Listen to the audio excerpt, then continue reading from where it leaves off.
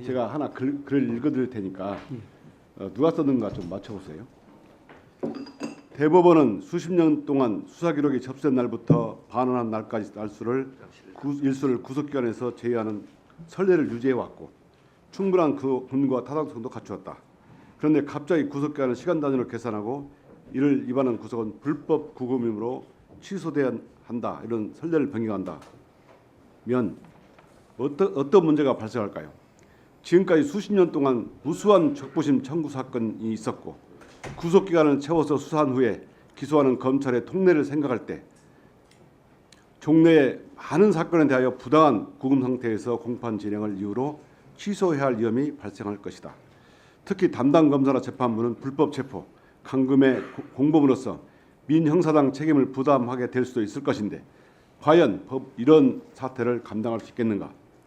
특히 이 사건의 당사자는 윤석열 본인조차도 수십 년간 검사로서 이와 같은 업무 관행을 아무런 문제제기 없이 충실히 따라왔을 것인데 이제 와서 본인 사건에 대해서는 다른 기준을 주장하는 것이 지극한 모순이다. 이거를 검사가 썼겠습니까? 판사가 썼겠습니까? 비슷한 취지 이야기를 여러 군데서 제가 들어서 그 말씀 정확한 워딩이 어디서 나오는지는 좀 생각해 봐야 될 것 같습니다. 이거는 판사의 글입니다. 처장께서는 재판 중인 사건이나 말할 수 없다 이렇게 말씀하셨지만 저희가 내란 사건 났을 때 그렇게 요구를 했습니다.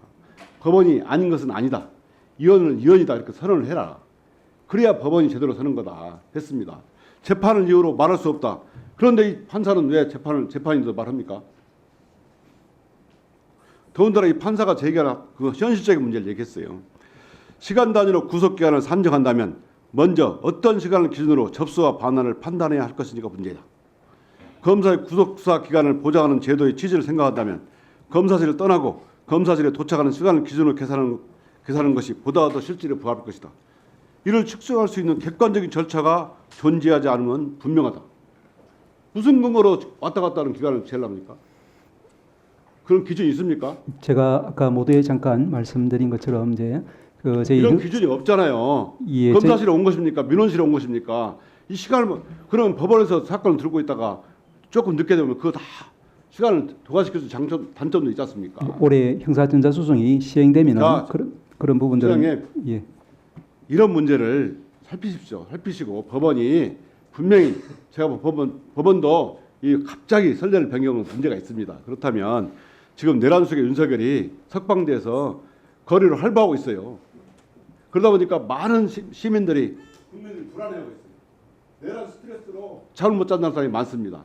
그러면 이런 사태가 생겼으면 법원에서 구속 취소했다 하더라도 다시 재구속할 수 있죠. 재판부의 재판 사항으로 보면 될 것 같습니다. 아니 이론적으로 가능하지 않습니까? 이론적으로는 재판부에 그런 사례도 많이 있죠. 예, 재판부에서 당일 구속 취소하고 당일 또 구속한 사례도 있더라고요. 법원에서 이번에 분명히 태도를 보여줬나 봅니다. 이게 내란 이 사건은 인권의 문제가 아니고요. 분명한 법 집행의 문제라고 생각합니다.